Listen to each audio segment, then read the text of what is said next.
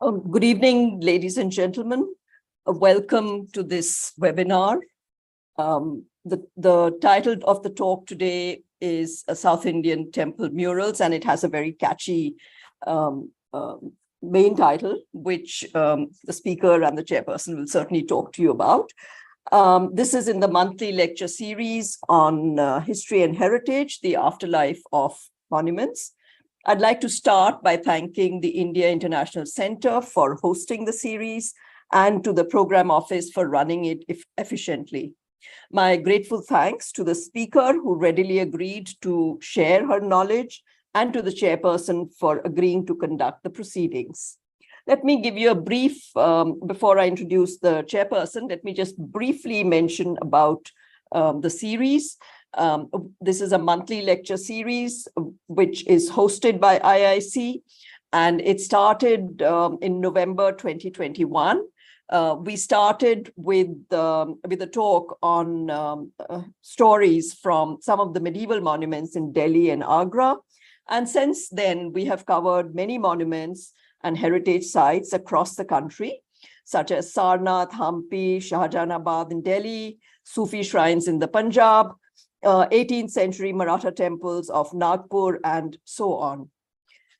Essentially, the series was started to highlight the importance of monuments as public spaces, because it is in these public spaces that the visitor comes closest to experiencing history. In addition to monuments, to the making of heritage, to the afterlife of these monuments, and not just looking at them when they were built, we have also discussed museums, and especially the CSMVS Museum in Mumbai, because that has a really unique collection of terracottas from the Buddhist site of Mirpur Khas, which is now in Pakistan. Now, this evening, we are shifting from monuments, temples, medieval structures to paintings. And I'm really looking forward to the talk today. But let me also briefly mention about our next lecture. This lecture will be in person in IIC Conference Room 1. It will be held on 29 September. And Dr. Ruchika Sharma of Delhi University will talk about her research on the Calcutta High Court and wills from early colonial Bengal. So this, we do hope that we will have the interest and the cooperation of the audience who's attending the lecture today, and we will have in-person discussions at that time. It is indeed an honor to introduce the chairperson of this evening's talk, Professor Vidya Dehejia, Barbara Stoller-Miller Professor Emerita at Columbia University.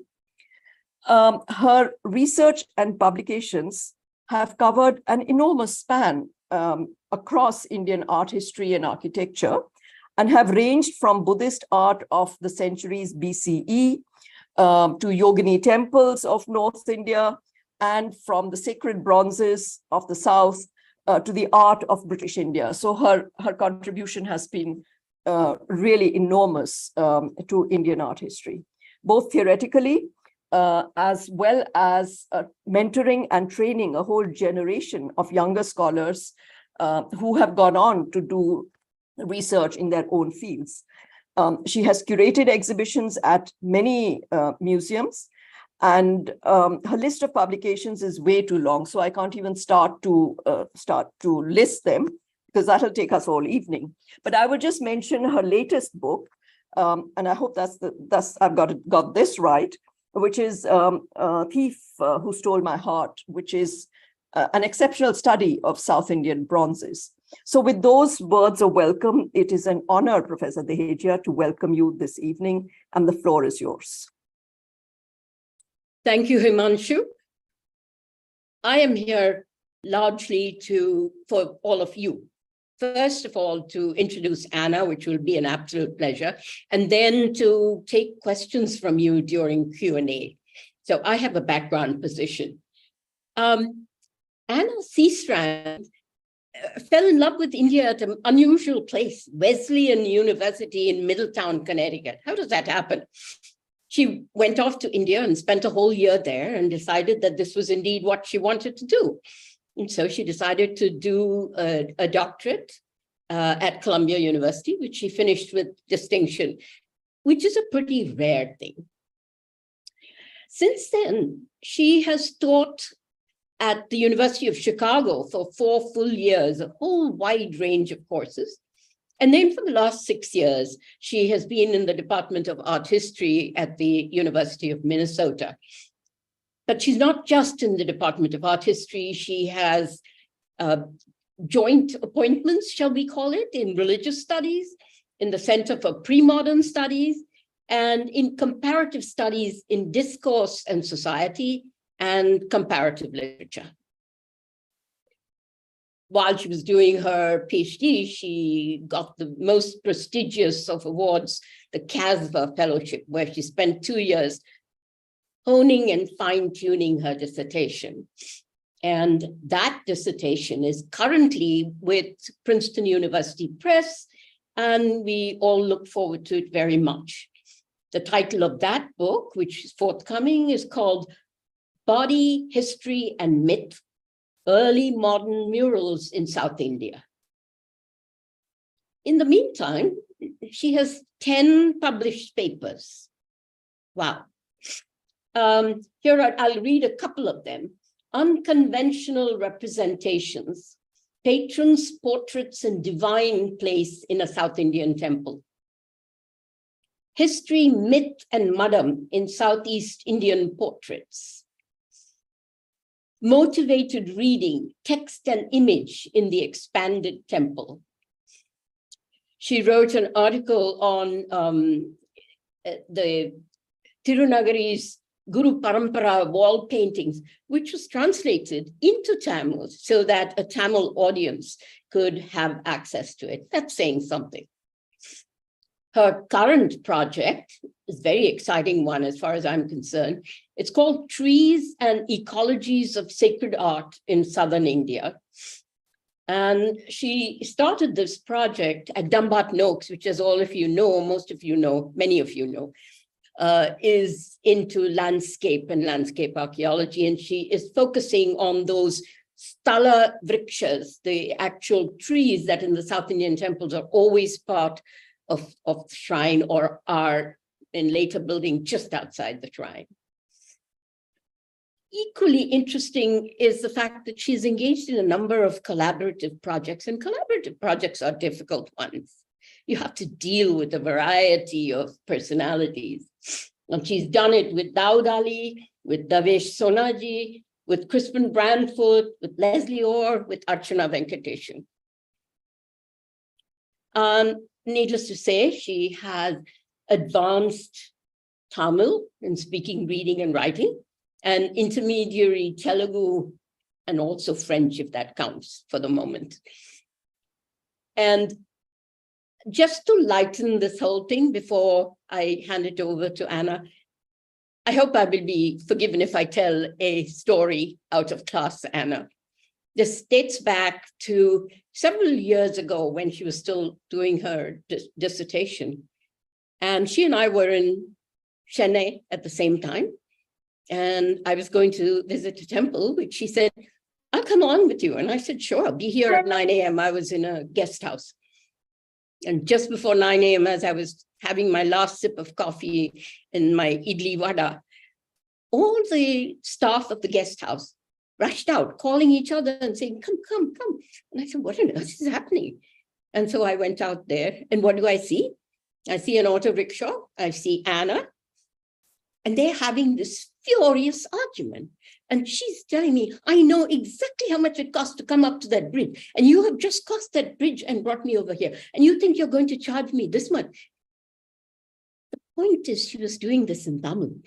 And she was using words which I don't think I've actually had the opportunity to use, to telling him what a so-and-so he was. So with that, forgive me, Anna, if it embarrasses you, but it's a fun anecdote. And with that, let me just hand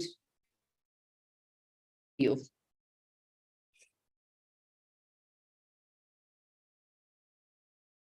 Thank you so much for that introduction. I am both embarrassed and pleased, so thank you. Thank you, Professor Ray, for inviting me to speak. It's really an honor to get to do so in this venue, and thank you to the IIC for making this possible. With that, I'll move on. It's since I have a lot of time to speak, I wrote many words. So, all right. Everyone can see that? Yes. All right. It's a particular privilege for me to speak in this series with its focus on the afterlives of monuments, something that, in a way, I've been thinking about a lot. My forthcoming book, as you've heard, explores South Indian murals from about 1550 to 1850, a time of global transformation, but one, as Sanjay Subramaniam has noted, too often identified as the Vasco da Gama epic. That is, a moment associated with European exploration and empire building and the advent of the early modern.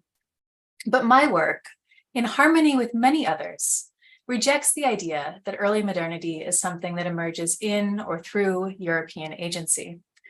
Rather, I'm interested in this moment as one of civilizational change, in the words of David Schulman, resulting from transformations internal to South Indian culture, not because of outside influence.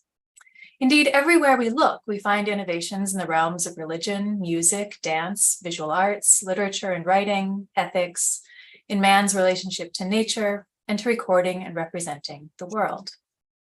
All of these, I believe, are reflected in murals. What I think is an important corollary to thinking about the early modern in Southeastern India is the ways in which innovations of the early modern period inform the ways in which people today remember and understand the past, and consequently, the present too. This is where my work resonates most strongly with the themes of afterlives.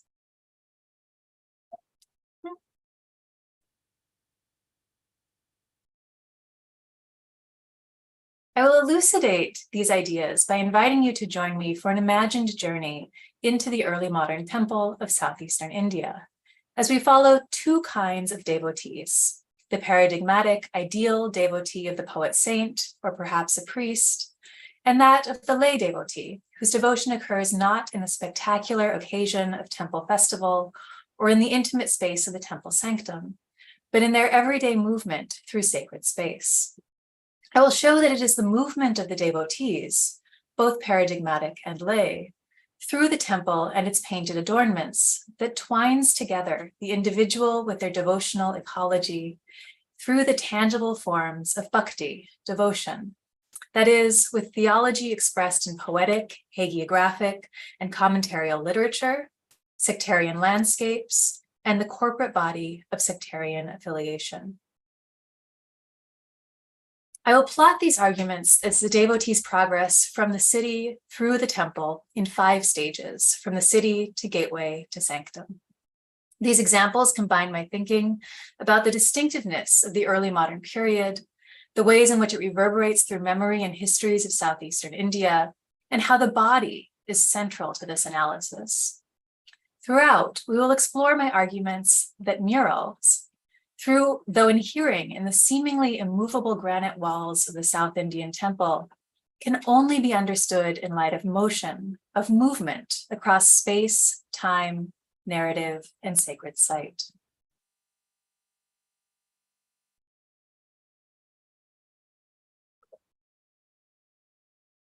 In 1623, Tirumalai Nayaka succeeded to the throne in the capital city of Tiruchirappalli. In poor health, the monarch later traveled south to the city of Madurai. Along the way, Shiva and Meenakshi appeared to Tirumalai in a dream. They advised him that were he to make his capital at Madurai, they would cure his disease. They gave him sacred ash to eat and to spread over his body. Upon waking, Tirumalai began to feel better, and upon taking residence in Madurai, became cured. The reign of Tirumalai, 1623 to 59, and his family dynasty transformed the city of Madurai. Tirumalai's predecessors built the enclosure walls around the temple, new halls and arcades within, and the construction of wide surrounding streets without accommodated new crowds to witness spectacular new festivals and processions for which Madurai is justly famous, such as the wedding of the goddess, which today attracts as many as 1 million people to the city. Interestingly for us, this festival took its current shape under the direction of Tirumalai, who combined the wedding of the goddess Meenakshi to Shiva with a festival celebrating Vishnu as Alagar, who resides at a temple some 20 kilometers away from the city. The late scholar Dennis Hudson has argued that Tirumalai combined these festivals as a way of integrating different communities within and outside of the city. Within the city, Tirumalai further expanded the temple, building the Purumandapam, replete with a larger-than-life portrait sculpture of himself and the kings and their consorts who preceded him. Still today, the walls, passageways, and streets of Madurai emanate from the temple sanctum to the city walls in concentric rings, like the ripples of water in a pool that radiate from a single drop. The construction of the city was not merely a matter of architecture, however. It was also one of imagination. The mytho-historic account of the temple and its city, its Dalapuranam, took its early modern form from the stylists of Paranjoti in the late 16th or early 17th century in the Tiruvilayadu. In the image I'm showing you, we see the modern memory of Paranjoti, on the left looking like a Tamil Shaiva saint, and on the right looking an awful lot like the Shaiva version of Valmiki, seated in a glow before the Meenakshi Sundareshwara temple, more or less as it looks today. Indeed, as with the architecture of the temple, much of what appears ancient was given form in the early modern period. So let us return to the 17th century. Soon after Paranjoti composed his text, murals visually depicting the Dalapuranam were painted around the water tank of the temple. The murals coordinated the sacred site history with the architectural form of the enclosing temple wall, which itself echoes the form of the entire city.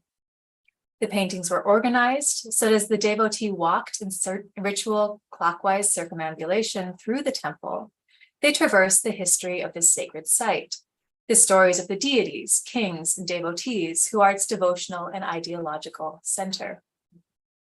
The body of the devotee thus traces the metaphoric ripples from the devotional center of literature, myth, architectural and urban form, and painted adornment. This is one of the key features of early modern murals. It is not only their content that is significant, but the way in which they are disposed in space, the ways in which they invite and compel their viewers to move with them. The building program of the Madurai Nayakas coordinated aesthetic, devotional, and corporeal experience in ways that centered the body as the site of aesthetic experience and as a repository for memory. In turn, the transformations of architecture, art, literature, and music of what has come to be known as the Nayaka period inform in large measure the ways in which people today remember and relate to the past. What I want us to notice in this story is that the building program of the Madurai Nayakas centered the body as a site of aesthetic experience, as opposed to mere vision, cognition, or emotion. The body was central to Nayaka concerns. From the outset, Tirumalai consumes the sacred ash, a substance offered in a dream, yet nevertheless efficaciously ingested and spread over his body.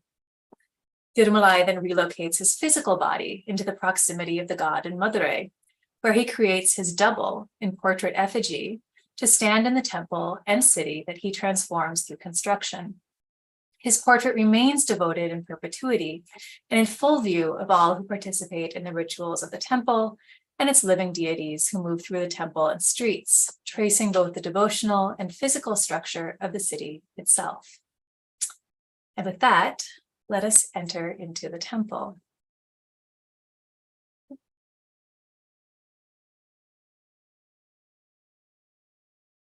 I'm going to take you to a lot of different temples today. So in the landscape of Southeast India, no symbol of temple Hinduism is more conspicuous than the Gopuram, the gateway tower that punctuates temple walls, walls that themselves mark intimacy and access to the God within. The approach to the temple is a metaphor for the approach to God, And the potent symbolism of crossing that threshold from mundane into sacred space is one that recurs in mythic and hagiographic literature. The paradigmatic devotee in the major traditions that worship the gods Shiva or Vishnu are the Bhakti poet saints, whose songs, authored in the 6th to 9th centuries, became the basis for what is both traditions later claimed to be the Tamil Veda, that is, the revelation of God through an authoritative, revealed text. The poet saints composed songs on the sacred places and temples at which God resides. Their theology of sacred place and intimate relationship to God, though later institutionalized, remained a model for devotees in their respective traditions. Take, for instance, the 9th century poet saint Tirumangai Alvar, who, having arrived late to the temple at Indalur, asks Lord Vishnu to open the doors so that he might see the God within. But God refuses, insisting that first, Tirumangai must first compose a song to him. In 2 strides you measured the worlds, such is your legend.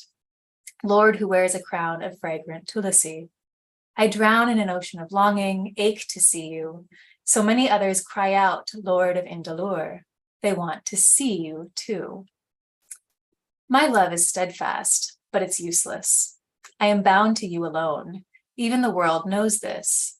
But you, my Lord, won't show yourself, won't reveal your body brilliant as gold. Live well, Lord of Indalur. May you prosper. In this decade from the Periya Tirumori, or the great poem, Tirumangai raises the question of what it means to see the Lord who resides both within the temple and within the heart of his devotee. This distance is bridged, as Archana Venkatesan has written, by the Song of the Saint, a song that confers on the devotee a vision of the Lord and makes the god see himself through the devotee's song. The poem assumes an audience not only of God who requests the song, but of the devotee who will learn this final garland of sweet words, as Tirumangai writes.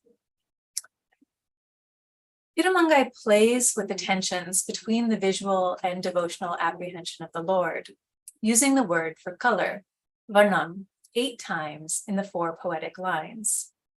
Listen.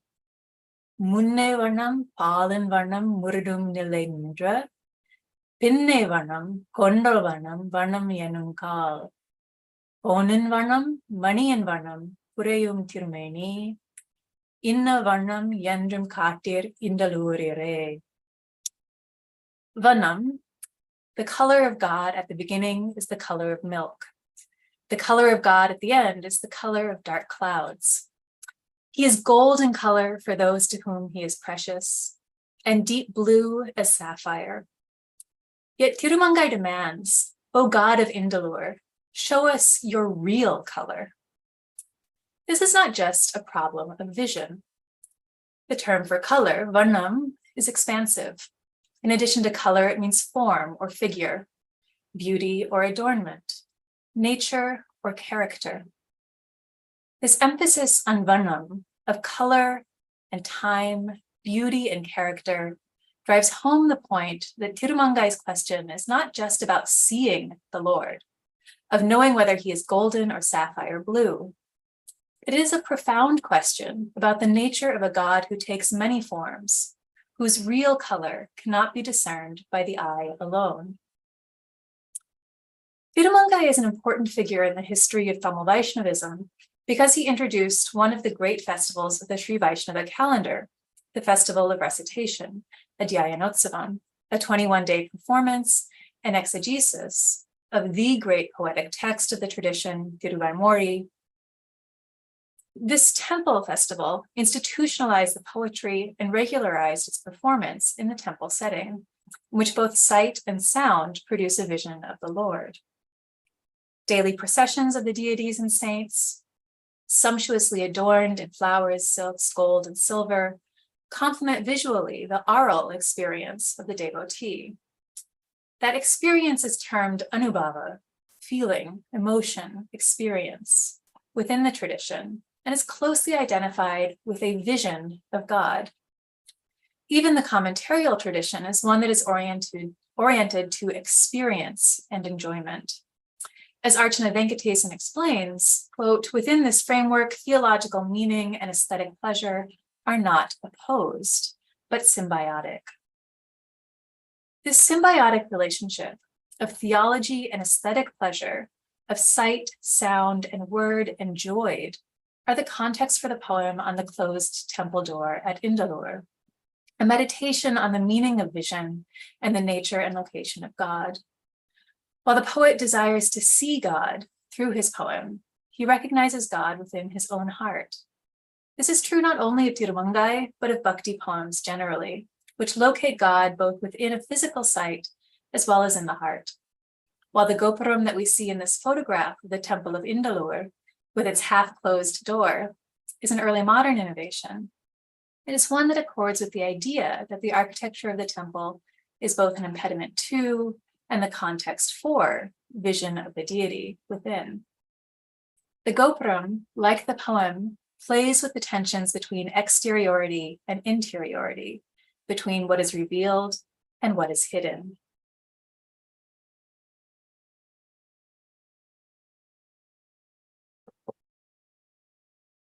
Gopurams are usually adorned with figures, iconic, narrative, and worldly. Both devotees and scholars have suggested that the radiant vision of brightly colored figures on the exterior of the gopuram may have substituted for darshan of the deity within for those disallowed from entering the temple precinct. Samuel Parker has written that even now, when temples are supposed to be open to everyone, builders still, quote, routinely justify the construction of new gopurams with reference to the former restrictions.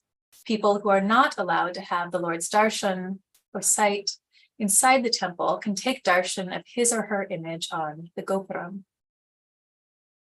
In this view, the gopuram is the counterpoint, to the sanctum, whose insistent semiotic interiority is signaled by its name, Garbhagriha, the womb house, a cave inside the mountain peak, Shikara, of the temple tower. In this conventional interpretation, the sanctum is hidden, interior, shielded from view, like the heart within the devotee, within which God resides. The gopuram, like the devotee's body, is exterior, highly visible, and oriented to the broader world. But what I have found over the course of my research is that a number of temples possess gopurams with highly ornate interiors, all of which have fallen into disuse, and many forgotten. Obvious questions arise. Why were spaces that are hidden from view so richly adorned? Who might see them? Was it intended for the pleasure of God? Are they an adornment, an alamkara of space, like that of a deity or person, to signify auspiciousness? I propose that in its stark contrast between exteriority and interiority, the gopuram is a synecdoche for the temple as a whole and for the metaphors of God within and without. The gopuram bears its worldliness on the outside. It rises out of the landscape brightly colored, covered with figures. It is an invitation to approach and to look. But hidden within its tower, pictorially suggested poems, narratives, and hagiographies are an interior vision, akin to the heart of the devotee that sees God. While gopurams are uniformly understood in scholarship as a place of crossing, of horizontal movement from mundane to sacred space, the verticality of the gopuram, its liminality on the threshold between the world and the temple, invites comparison to the devotee, one who in their devotion moves not in a straight line from the outside world to the sanctum, but in a vertical rather than lateral movement, attains through spiritual practice a vision of God within.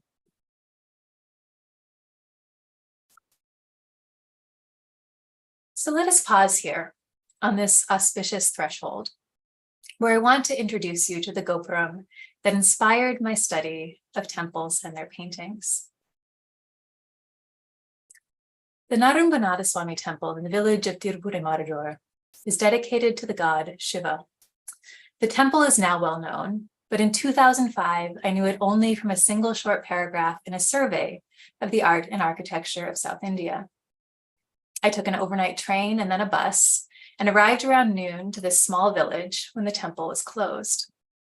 So I woke the temple attendant from his midday nap and asked whether I could see the paintings, which are found on the 5 levels of the single gopuram on the east side of the complex. What I saw that day amazed and inspired me to doctoral study with Vidya Dehejia and the book that I now have written.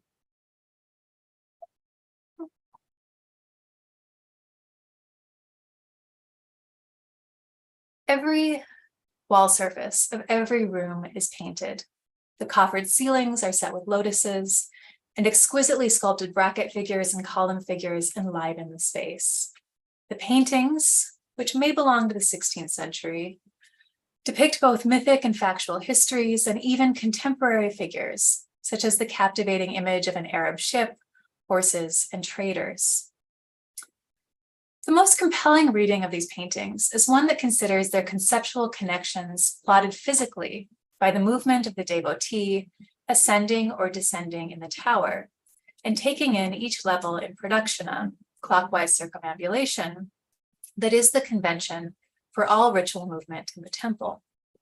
This devotee, who recognizes the intertexts of the paintings, is an ideal devotee, one steeped in theology and literature.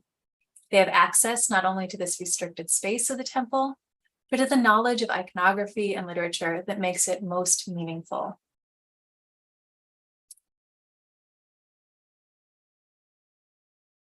Iconic images of deities occupy the 5th and highest level of the tower, as if settled into the heavens of this symbolic space, oriented to the world by the guardians of the directions.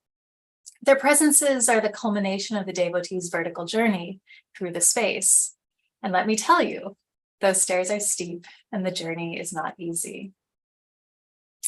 The 4th level depicts the sacred site history, the genre known as Dalapuranam. The genre was especially popular in the 16th and 17th centuries. Works were sponsored by temples and monasteries and related the history of a site, describing how God came to reside there and how the water source and trees sacred to the site came to be associated with it. Talapuranams, as Ranjita Datta has argued, are a means through which different constituencies may articulate their claim to a site. Perhaps the most famous sacred site history is that of the city of Madurai, the Tiruvilayadal, which actually is a 12th century text rewritten by Paranjoti, as we saw in the 16th or early 17th century, and it relates the games of Shiva. This was an exceedingly popular narrative. Indeed, as Elaine Fisher has argued, we can see the publication in the historical record through its popular depiction in temple art, architecture, and public festivals. This narrative is depicted on the 3rd floor and provides the narrative structure for the site history of this temple, creating a vertical harmony or echo between the narratives that one would physically traverse while moving through the tower. The 2nd floor depicts patronage of this temple by political elites. And finally, we come to the 1st and largest level of the tower's interior, which continues the Tiruvilayadal to both its conclusion and its intertexts. Here, on the east walls, are depicted the lives of 2 bhakti, poet saints of the Shaiva tradition, Manikavachakar, who lived in the 9th century, and Sambandar, who lived in the 7th. While many versions of the saints' lives circulated, the stories of Manikavachakar and Sambandar constitute the final 6 of the 64 chapters in the site history of Madurai. Their stories are the end of the text, just as they conclude the mural cycle in the Gopuram, told from top to bottom. The west walls opposite the saints bear images of Shiva temples praised in the songs of Sambandar or Manikavachakar. Given that there are about 800 poems on 275 sites from which to choose, if one wants to depict a temple praised in the canonical text of the Devaram, the exclusive selection of sites praised by Manikavachakar and Sambandar is undoubtedly intentional. I'll show you just a few examples to explain how natural features, myth, and architecture combine to suggest an iconography of the site, whilst also connecting them to the poets who praised them.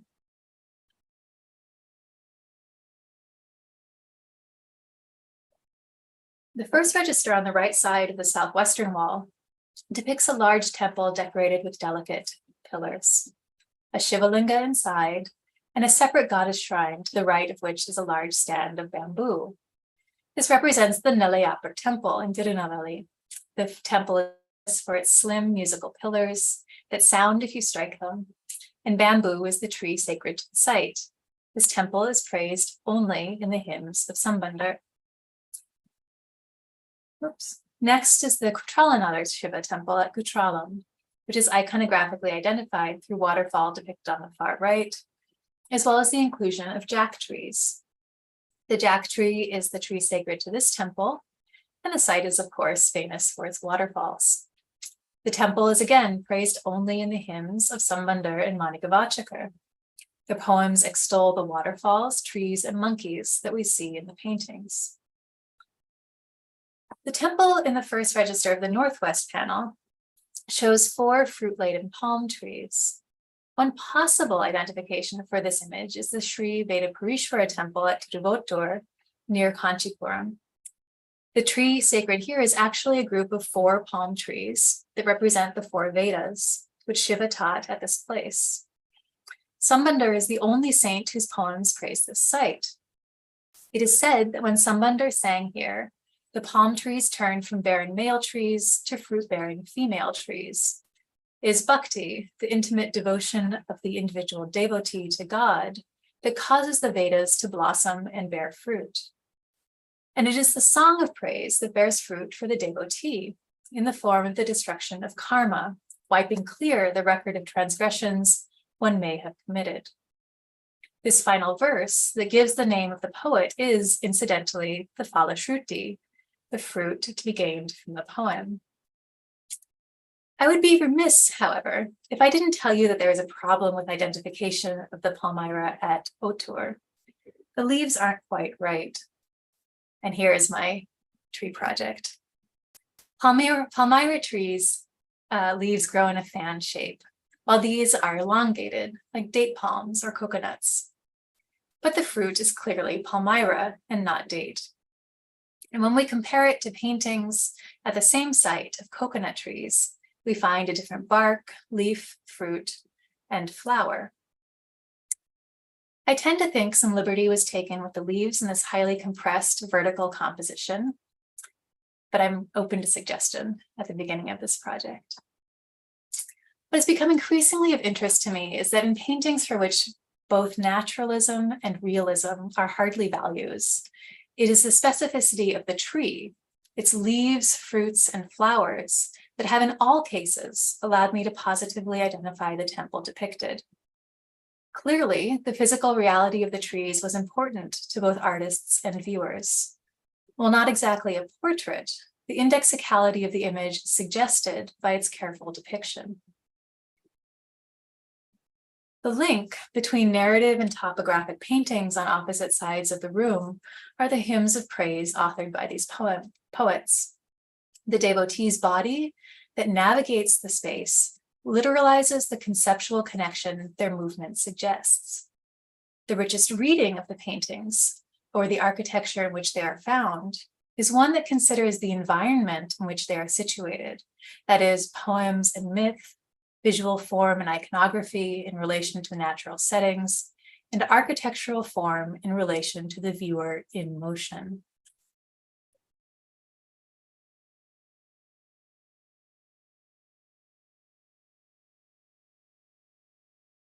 The mandapa, the pillared hall that serves as a space of congregation, the recitation and explication of texts, performance of dance, the celebration of festivals, and the singing of bhakti poems. Here we leave behind the paradigmatic viewer, to whom we are indebted for a model of devotion, and join the lay devotee in the space of communal encounter. The Atmanada Shiva temple at Tiruperundurai, popularly known as Avudiyarkoil, is where the saint Manikavachakar became a devoted servant of the god Shiva. Paintings are found throughout the temple, but those that interest me are located in the ceiling of the pillared hall before one of the shrines dedicated to the saint. The ceiling paintings depict places sacred to Shiva, praised in bhakti poetry of the Devaram. In these poems, like those in praise of Vishnu, place achieves extraordinary importance. As Indira Peterson has argued, the poems develop the idea that veneration of the place is equal to that of the deity because the two are coextensive. But while the poems suggest a connected landscape, a network of sites defined by its connection to Lord Shiva, they do not suggest that regular people were enjoined to physically visit all of them. As Leslie Orr writes, quote, "The sacred geography created by the Devaram is not a map of something out there, but a devotional realm within." As in the poem to Vishnu by Tirmangai, the poems in praise of Shiva enjoin the hearer to visit each site, at least in their heart. Today, the poetic hymns of the Devaram are customarily organized in text according to one of two systems: Panmure, according to musical mode, and Talamure, according to place. Those arranged according to place are further organized by division into 10 regions. The order of the temples within each region is governed by the order in which the pilgrim would visit, so that the sites are listed roughly east to west and south to north. Fascinatingly, this geographic and pilgrimage ordering of the sites is maintained within the murals. The artist has defined the regions within the architectural bounds of the ceilings so that regions appear largely confined to a single aisle within the hall. And so here we can see that we have Kandiya Nadu, Chola Nadu South, North, Nadu Nadu, Tonde Nadu, one Tulava Nadu, and Varanadu. The importance of cartographic similitude is underlined by paintings of the guardians of the 8 directions in the center of the hall, in the square pavilion before the saints' shrines. These figures serve as a kind of compass, orienting both the paintings and their viewers in the world. What we see in these early modern murals is a way of representing landscape as an interconnected set of sites one might visit. In fact, this set of paintings are the earliest documented constitution of the Devaram as a set of sites one might actually visit. Leslie Orr has argued that textually, the Devaram did not exist as a stable entity until the 19th century.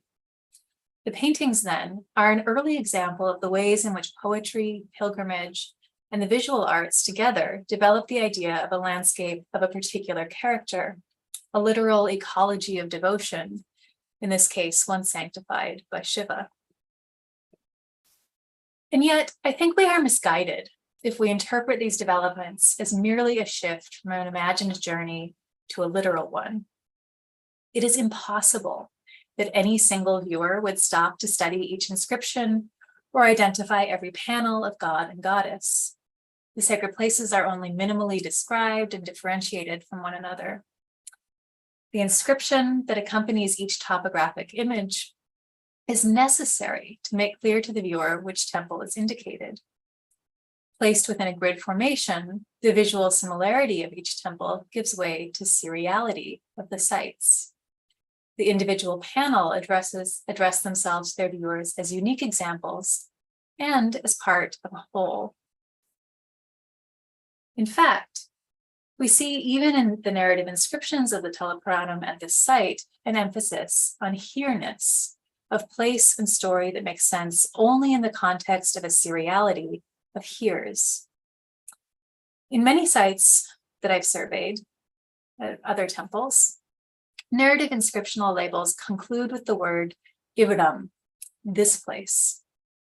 The word often concludes the narrative inscriptions so that they say that here this action occurred.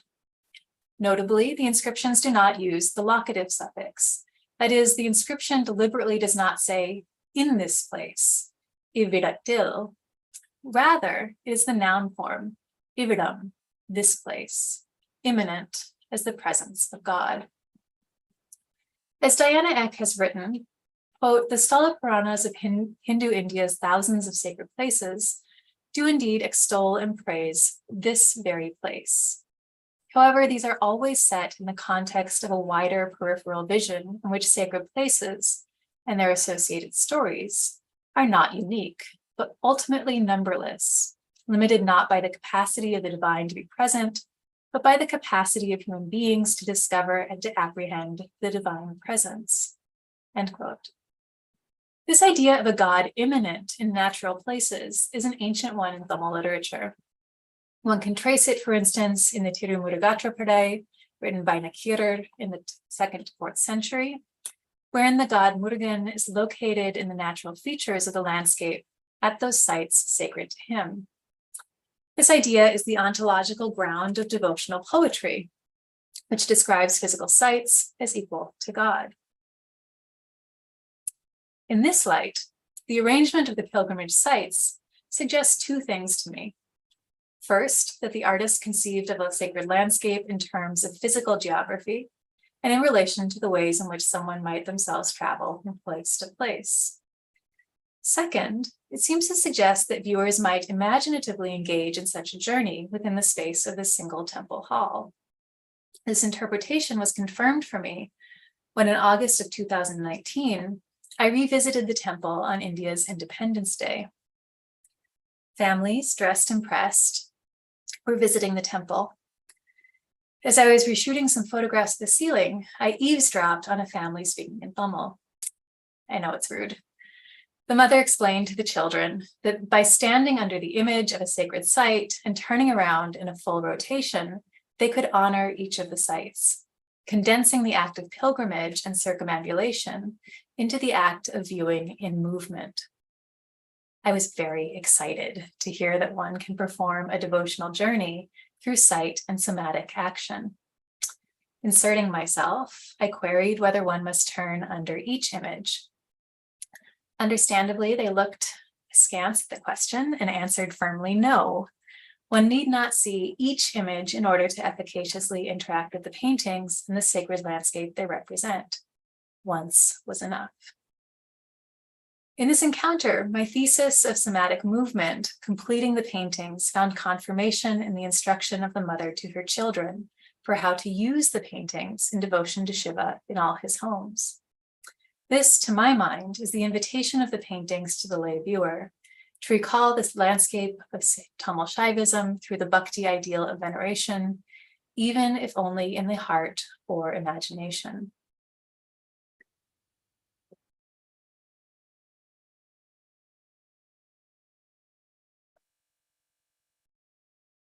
Delighted as I was to find present-day viewers participating in the imaginative invitation of these paintings, the historian in me has wondered how one might historicize reception.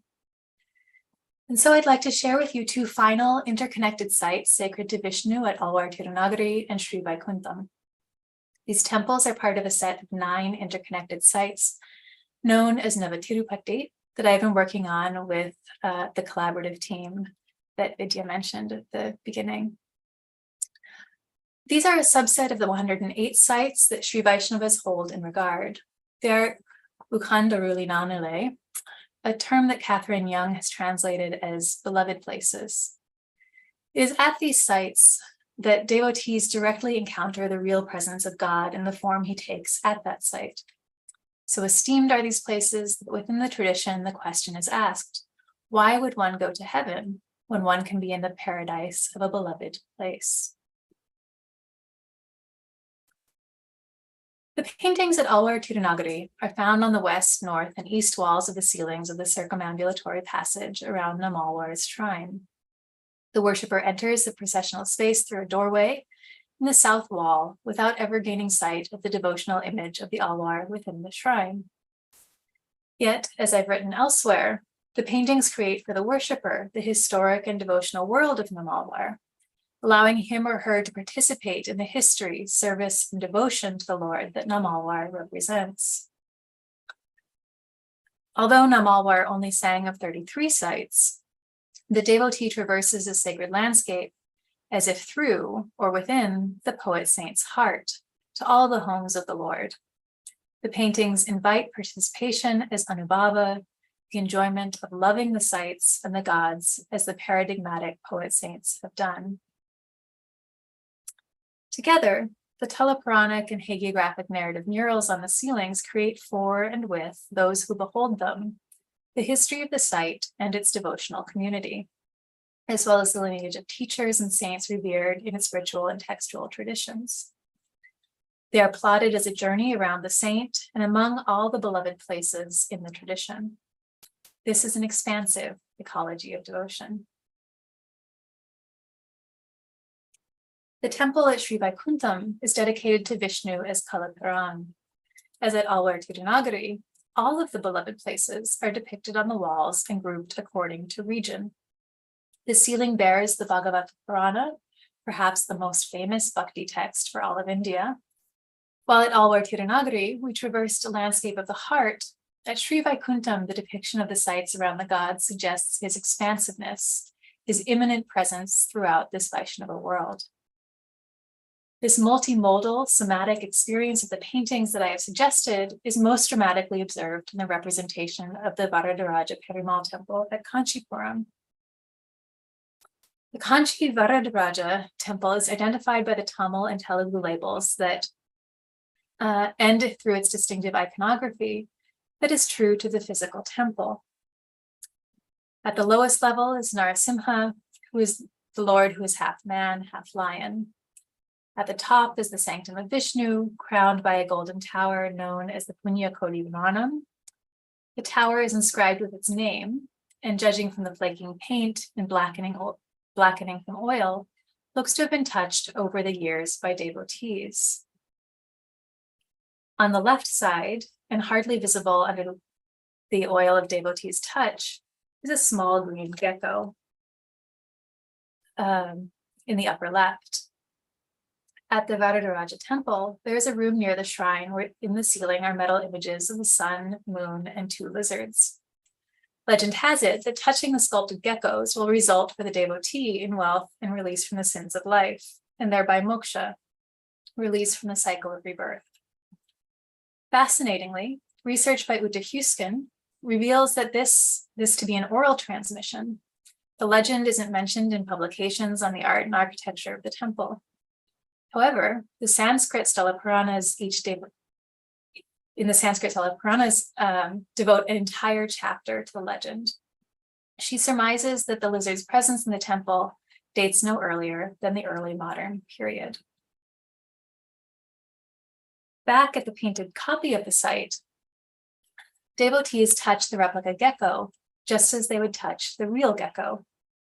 You can see in this image that it has been touched at about head level, not a casual brush of the hand when walking by, but by a hand outstretched at or above eye level. The haptic response to a painting of a site in which somatic engagement is a key part of ritual practice suggests that paintings are not just representations of sites, but are an extension of the ontology of the site itself. The painting is a facsimile of the temple and has evidently served as a site of tactile devotion that has nearly obscured parts of the image and the label text that identifies it. This somatic engagement echoes the aesthetic and devotional participation that Vasudha Narayanan has identified as characteristic of Sri Vaishnava theology and has been elaborated in the work of Francis Clooney, Norman Cutler, Steve Hopkins, and Archana Venkatesan. These paintings, like the poems, excite anubhava, the state of religio-aesthetic enjoyment. Paintings invite an imaginative, participatory journey through the temple complex, intertextually with poems that do the same. And while one might traverse the topography and sacred sites of this temple, Ividam, as part of the cycle of murals, one also traverses an entire sacred landscape, a set of sites defined by a poetic corpus. Our tour through the temple has argued that we need to look not to ritual treatises, agamas, nor the prescription of normative shastras, or even the Chitra Sutra to understand temple murals. Rather, it is in the embodied experience of viewer devotees who make sense of the murals. Mural paintings do not simply decorate temple spaces. They create with the devotee the discursive and geographic space in which the deity and his devotees participate and reside, and do so through somatic engagement that is isomorphic with the experience of temple ritual and of pilgrimage itself. The somatic engagement of the paintings is clear not only from those that appear to have been efficaciously touched by devotees, but in the arrangement of sacred sites according to traditional regional geographies. The pictorial simulacrum of the landscape is traversable through productiona, conceptually and physically linking the act to physical pilgrimage to all the sites, or conversely, a journey inward, where all the sites of God's habitation already exist. The somatic experience of mural spaces reveals how people organize space and place in relationship to devotional and literary narratives. Early modern murals reflect the ways in which people imagined themselves in relation to the experiential world, to history, and to myth.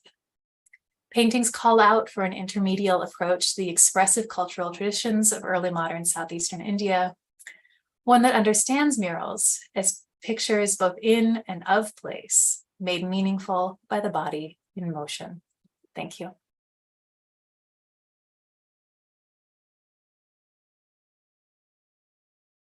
And thank you for an absolutely riveting argument. I'm sure that those who wondered what pictures in place and bodies in motion was meant to signify, will today have, after your talk, have no doubt at all about the fact that the pictures do not move, but it's the bodies that move and therefore experience them. Just a few remarks while I wait for questions to arrive in the box. I guess the focus is the body as it moves through the space and how the body responds to it. There's also the importance of script and writing, which is an interesting point. If it doesn't come up for questions, I will ask it later on. And going back to what Himanshu had to say, that monuments are not merely static embodiments of cultural forms, and that there's this history-heritage divide in both theory and practice is a very interesting issue. Another question, which I'm sure will come up, is those gopuram interiors. I must admit that it still puzzles me a bit, but it's fantastic. And thank you for those wonderful sacred trees, the actual trees, I mean, side by side with the painted trees.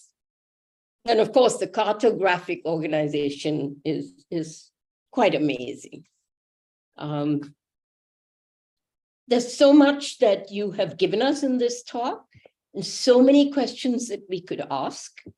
So let me just try and open it up so that I can, all right. I am sorry, I'm not used to doing this. This is a purely factual question from Lakshmi Narayan Sundaraman. She's asking whether there is a proper documentation of the Sri Vaikuntham murals available for scholastic use. She says she's aware of Anna Dalla Piccola's documentation, but she has been searching for more high-definition versions of the murals. Unfortunately, no. The only images that I know of in the public domain are the ones that Anna Dalla Piccola has made available on the South Indian Paintings website, which is a great resource. I'm not sure whether they've been documented. The British Library has a archives program, and there was a project on South Indian murals through that Endangered Archives program, and they have high definition images available. So it would be worth looking at the Endangered Archives website of the British Library to see if they're there.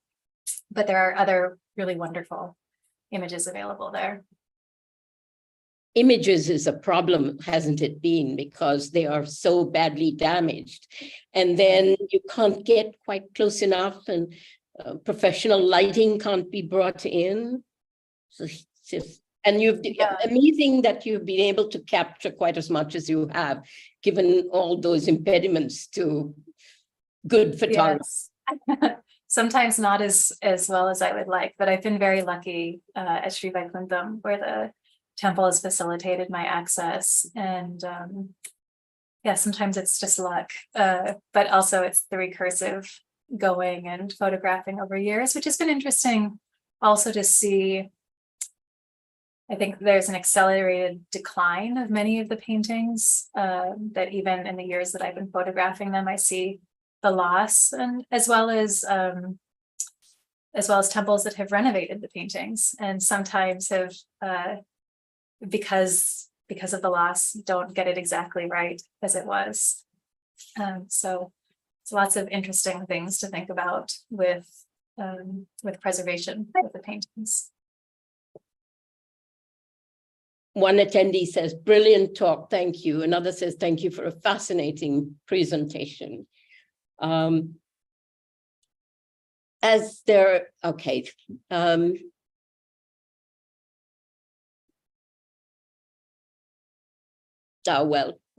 is a question you can answer. Thank you for an amazing lecture. A small query. According to you, would be the reason for the South Indian saints being incorporated in the religious iconography of South Indian temples, unlike in other parts of India at this scale, although there are a few exceptions? What did they do differently from others? A tricky question. That is a tricky question. Vital to it. My first reaction is I'd like to hand it off to you. But I think that, history isn't good at answering why things don't happen. We don't answer the negative. We explain what does happen. And in South India, the saints are so important in part because of the poems and the importance of the poems as foundational to Sri Vaishnavism and to Shaiva Siddhanta as it's practiced. And so I think their foundational role in thinking about the landscape of those respective traditions, of organizing, in the case of Sri Vaishnavism, for instance, how the poems are remembered, how they're performed, the Adhyayanotsavam, right, this festival of recitation of the poems. And so they become really importantly institutionalized in the temples. And I think that's perhaps one small stream of explanation. Vidya, do you have something else you would add to that? No, it seems, I guess the fact that they are part of temple ritual, and therefore there are days you go to the temple for a saint's day when his poems would be sung. I hate to cite this old-fashioned quote, but which says that Bhakti was born in Tamil Nadu and then moved to everywhere else in India. It's something about that culture where the poems of the saints are so popular.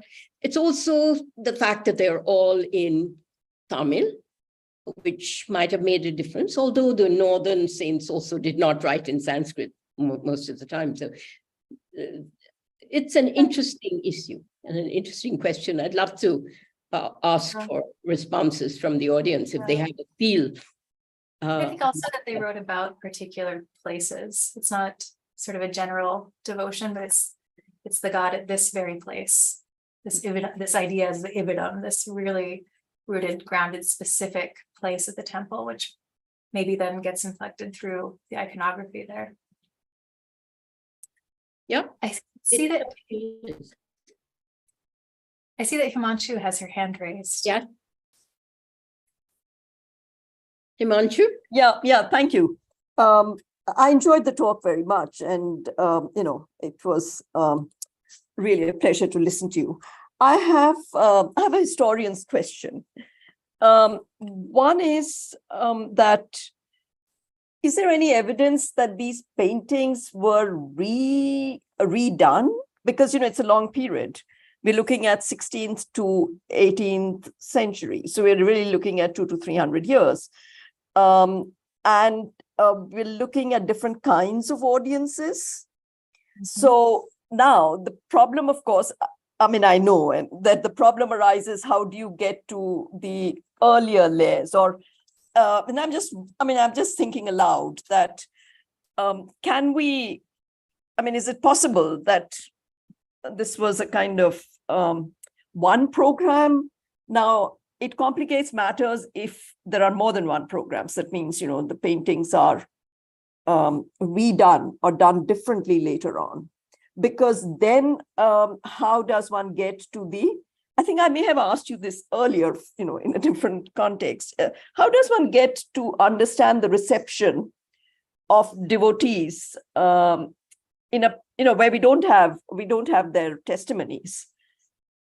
Today you can question them, you can listen on, but historically, how do we get answers to the questions you raised in contemporary society? Excellent questions and difficult ones. I'll start with the question about them being redone.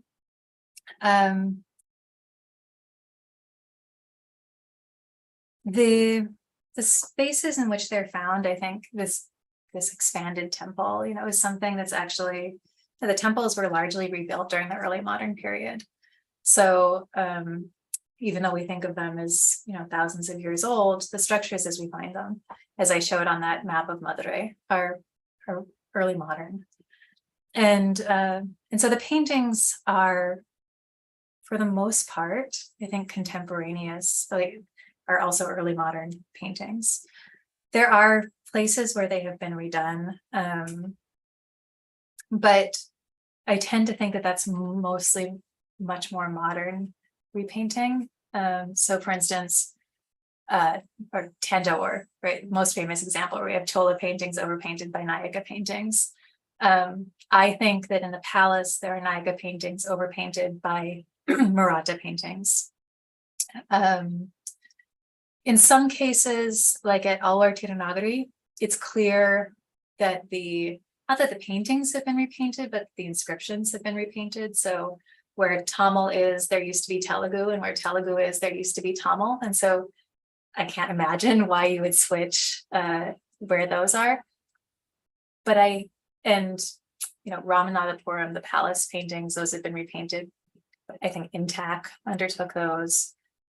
Similarly at Madurai in the temple.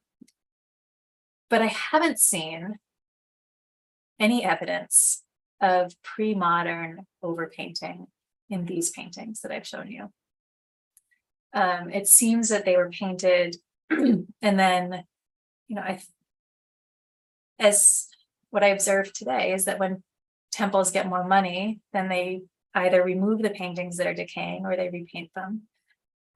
So perhaps it was related to the fortunes of the temple that they didn't have the means to repaint them immediately, but it's not, I don't see repainting of these paintings. So in that regard, it's a little bit easier to think about at least dealing with one time scale for why did people paint the program that they did. And it's true that there's a real problem with using, anthropology of today and watching people interact with them to project into the past. I do think that the images of sort of touching the paintings and the years that it's clearly been touched is some indication of use.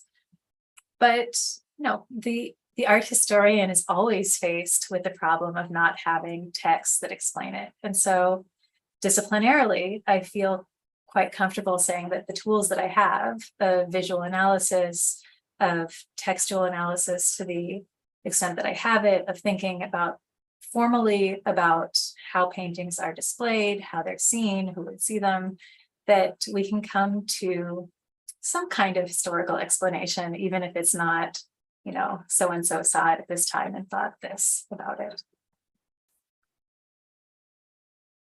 You have a follow-up, Himanshu?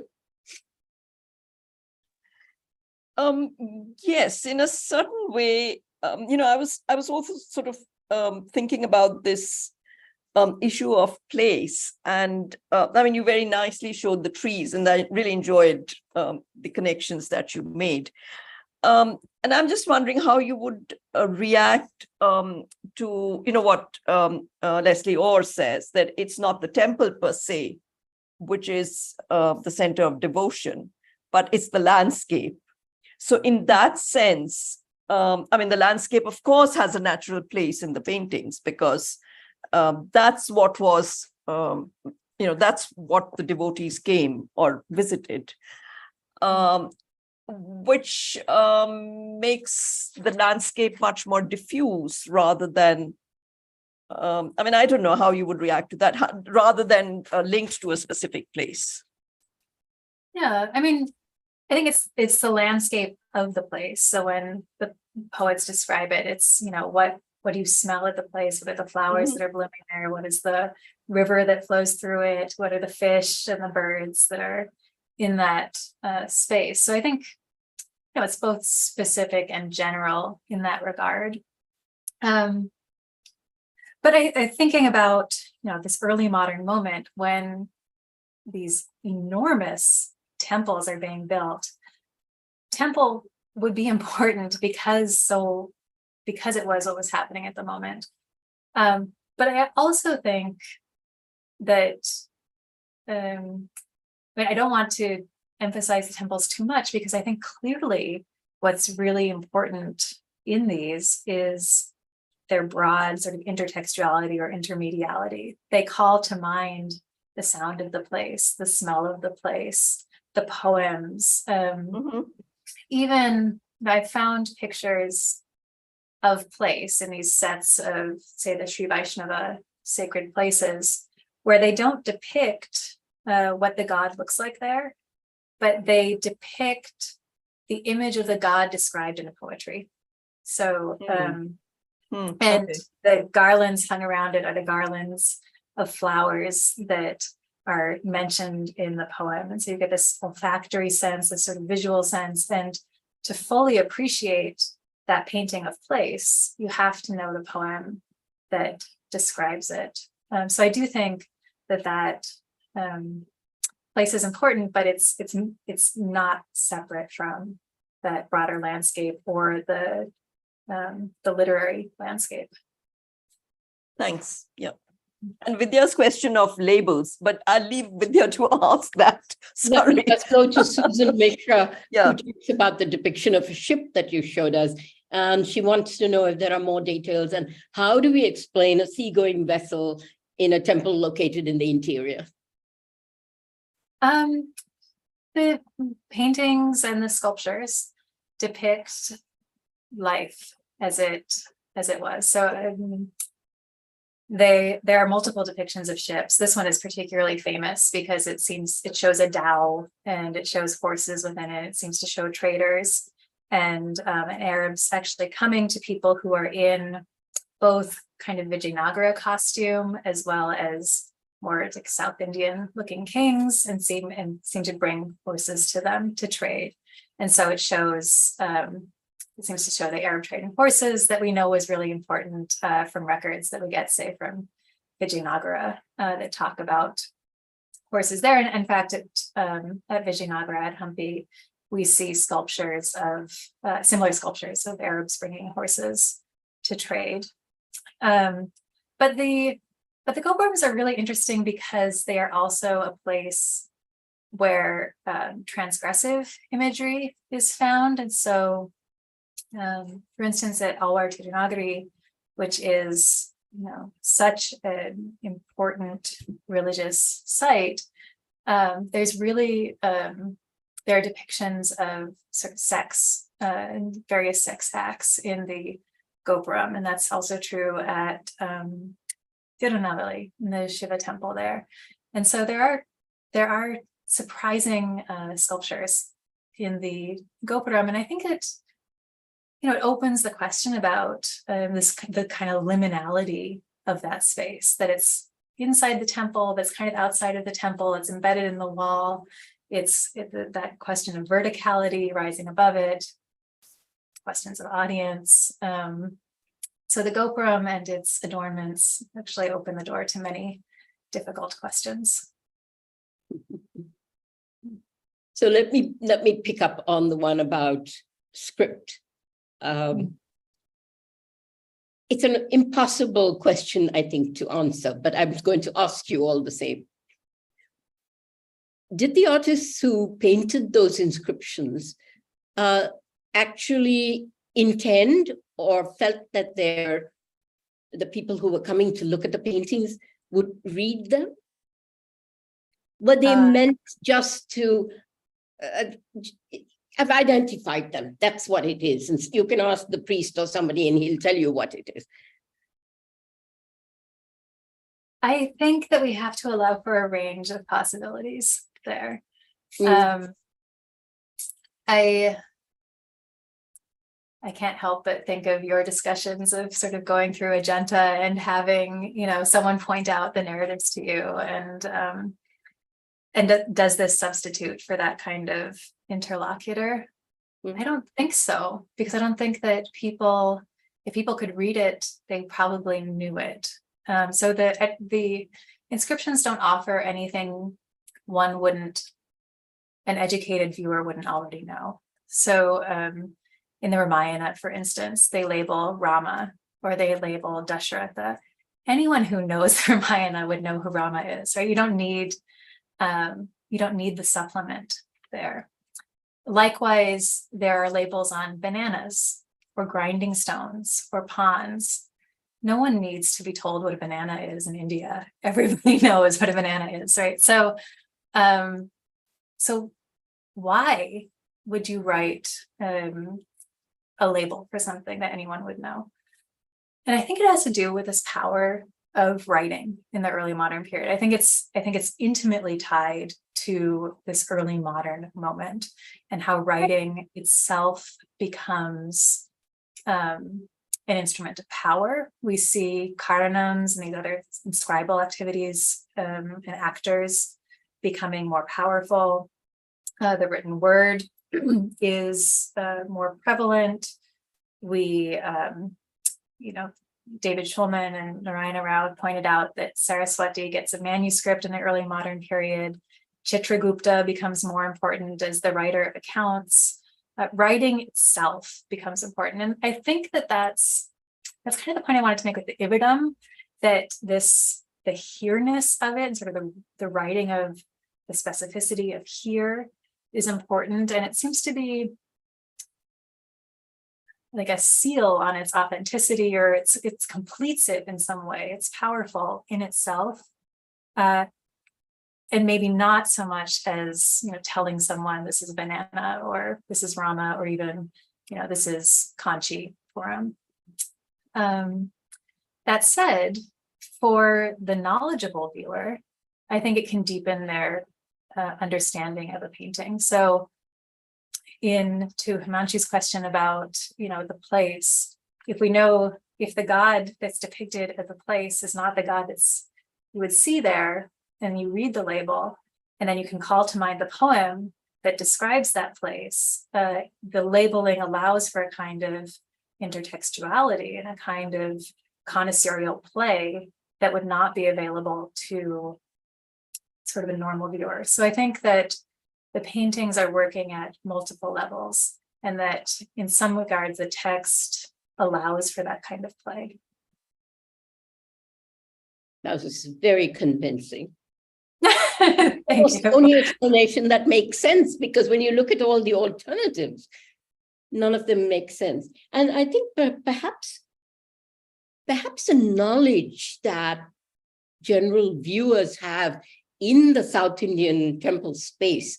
I remember sending an invitation for The Thief Who Stole My Heart to the ambassador in Washington, D.C. when I was giving those lectures. And his secretary called me up and said, he didn't say The Thief Who Stole My Heart. He said, Yenulam Kavar Karman. And he recited the first verse of the poem and would have gone on if I hadn't stopped him and said, okay, let's stop here. There is a knowledge of these poems that surprised me when I first encountered them, that they really are more a part of that Southern cultural complex. And as opposed to, say, knowing Surdas or knowing Kabir or knowing Mira, only really scholarly people really seem to know them. At least I think that's more the case. while everybody in the South seems to have a certain familiarity, which is stunning to me. Yeah. Having had to study the language to get to the Yes. Me too.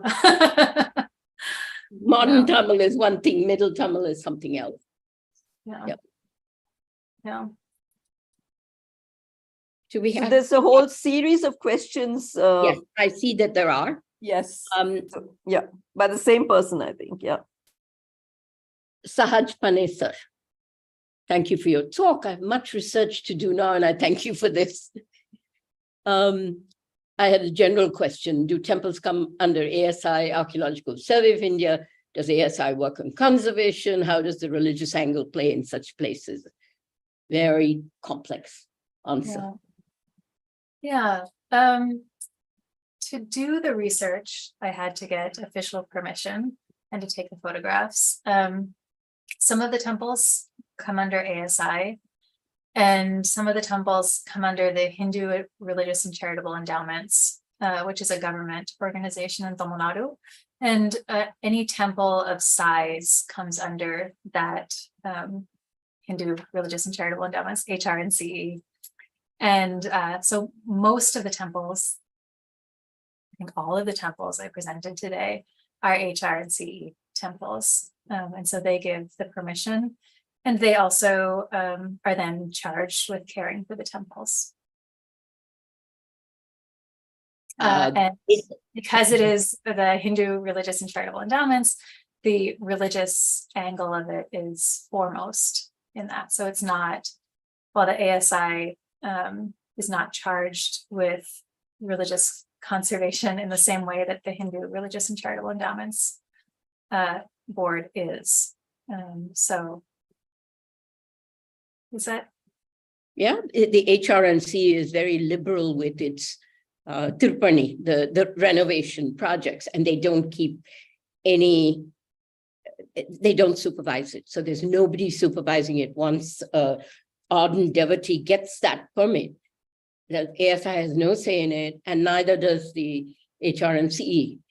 So it's a pity that there's no intermediary who can sort of find out what are you going to do and what are you going to do about this.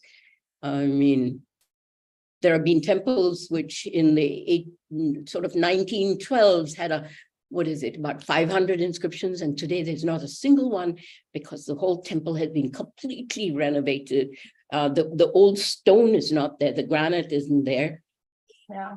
It is answering the religious devotion of today, which one understands, but it's also sad to see that those stone inscriptions, thank God we've got the 1900s record. So it's a mixed sort of bag there, very complex. Yeah, and actually, Kristen Brandfoot has been working on those earlier renovations, the Chettiar renovations, and the anxiety of colonial administrators about ruining the heritage and the loss of the inscriptions. And so that from safely back in history, we can sort of think about this tension between devotees and renovation and the historians' urge towards preservation, and those very same dynamics continue to play out. Sahaj has other questions. Said, considering that India has been a hub of trade and South has had strong naval capabilities, do you think that some traders contributed towards temple building and hence the representation is there? I assume he's referring to the ship that was painted. I think in that case, those traders were Muslims, so there's no evidence that they contributed to that temple. And we also see in the same Gopuramat, that Tirupuri Marador, representations of Christians. So because Christians were also around in the early modern period in South India. And so it's not, they sort of represented everyone who was around. But the Chettiars, for instance, were traders, right? And they made a lot of their money trading overseas through Southeast Asia, and were heavily involved in temple renovation slightly after this period that I just mentioned. And we do find them absolutely represented in the temples, but we even find Chettiar patronage in paintings at Metham, so sort of later early modern Chettiar patronage. And at a Wudiyar Koil, for instance, we find a lot of Chettiar patronage and evidence of Chettiars. So absolutely, we find representations of traders who have paid for temple renovations and adornments. One more question from Sahaj, and then we will move on. He has a comment on the labels and says that, like Ashoka built his edicts for people to read and know more about his reign, can one consider that they were meant to be read? However, artist representational bias plays a strong role, which one must also think about. The question might be rephrased, were they meant to be read by the general population? Had literacy arrived at that level, or were they meant for maybe the more ardent devotees who could read the texts and the Salapuranas? So I think maybe the question should be rephrased that way. Yeah, I always feel very wary about questions of intention. I feel much more comfortable with result. But I think my answer remains that it's for different audiences. Some people would have read it. Some people would have enjoyed a deeper intertextual relationship engendered by that. Other people don't. I mean, here's the modern take, but I've asked people sort of about the writing on the paintings, and one woman was like, "Oh, I don't know, it's Sanskrit," and so people, it's legible, but it's hard work to read. I think I have a bad neck from years of reading temple paintings because it hurts to look up long enough to read all of these things. So, well, if it's on walls, it's one thing. But there are both physical impediments to reading as well as intellectual ones. It looks like there are no further questions, so I'm going to sort of ask you the last question. Since there are both Tamil and Telugu inscriptions, are they addressing different audiences? I mean, Telugu became sort of the court language of the Marathas, the Tanjavur Marathas. Did that have a higher status? Is there anything you can see in the distribution between Tamil and Telugu labels? Yes. Telugu labels are included at sites that seem to have had courtly patronage. And sorry? That seem to have had courtly patronage. Courtly, all right. So we find it at, for instance, Ramanathapuram, where the kings were Tamil kings, but they won honors from Madurai, which were Telugu-speaking kings. And so they used Telugu at the court. And in the paintings, very interestingly, we see Telugu in the visual registers, so labeling things in the visual register, whereas Tamil is used in the registers, the label registers. The same is true at Pudukkottai, where there are Ramayana murals, where Telugu labels Rama or labels Dasharatha. I mean, things people would know, but it's used there in the visual registers, whereas Tamil and Telugu are found in the inscriptional registers. So more than only being associated with courtly patronage, it's also given sort of a place of privilege, where it appears in the visual register, labeling things that don't need labels, but seems to add a kind of prestige or a seal of authenticity, however you want to understand what labels do. They're choosing to use Telugu in those privileged places. So very, very much it's a language of prestige. That's fascinating. Absolutely fascinating. It also reminds me of my Shettiar hosts, for whom access to the temple, the honoring of you is more important than literally than their stock portfolio or their 3 Mercedes parked in front of their thing. The fact that they can get into the temple is so important. It's a bit of a cultural shift that one has to make when one is looking at South Indian temples. Yes. Himanshu, do you have a last question or no? Okay. Anna, thank you for this really stimulating and very thought-provoking talk. I think you may have introduced a lot of people to South Indian material that they don't know that well. Thank you. Oh, thank you. It's been Thank such you. a pleasure. Thank you. you.